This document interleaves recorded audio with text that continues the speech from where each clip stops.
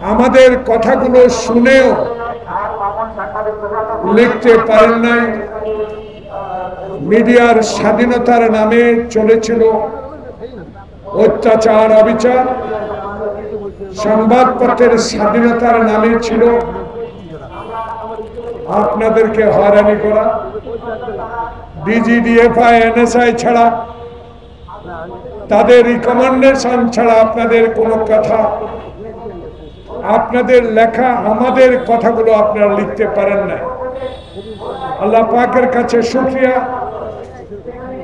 বৈষম্য বিরোধী ছাত্র আন্দোলনের, জনতার আন্দোলনের এবং বিগত দিনে তারেক রহমানের সুনির্দিষ্ট নির্দেশের মধ্য দিয়ে সকল রাজনৈতিক দলের সমর্থনে যে বিপ্লব সংগঠিত হয়েছে, সেই বিপ্লবের মধ্য দিয়ে আপনাদের লেখার স্বাধীনতা, প্রকাশ করার স্বাধীনতা অর্জিত হয়েছে।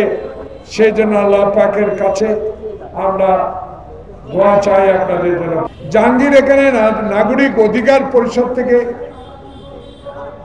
দাবি করেছে নির্বাচন তড়িৎ গতিতে দেওয়ার জন্য। 9 মাস অতিবাহিত হতে যাচ্ছে, অনেক দিন চলে গেল, অনেক কিছু আমরা দেখতে পেলাম, কিন্তু এখনো কেন, কার ইঙ্গিতে, কিসের ইশারায় এই ইন্টেরিয়াম গভর্নমেন্ট তত্ত্বাবধায়ক অন্তর্বর্তীকালীন সরকার জনগণের একটি সুষ্ঠু নির্বাচনের ম্যাপ ঘোষণা করছেন না? আপনি পৃথিবীর ইতিহাসে একজন গ্রহণযোগ্য ব্যক্তি, বাংলাদেশের মানুষ অবশ্যই আপনাকে গ্রহণ করেছে। আপনার কথা মানুষকে মুগ্ধ করে, আপনার চালচলন মানুষকে মুগ্ধ করে, কিন্তু একটা বিষয় যেন মানুষের মধ্যে সন্দেহ জাগ্রত হচ্ছে।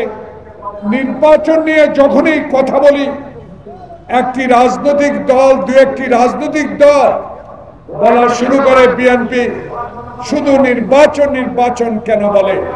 প্রিয় বন্ধুগণ, বেশি দিন হয় নাই আপনারা দল তৈরি করেছেন, স্বাগত আমরা জানাই।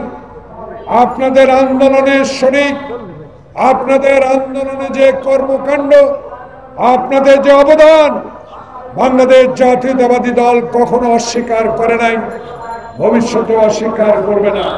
কিন্তু যখনই আমরা নির্বাচনের কথা বলি, তখনই আমাদের সমালোচনা করেন। নির্বাচন দিলে কারা ক্ষমতা আসবে জনগণ ঠিক করবে,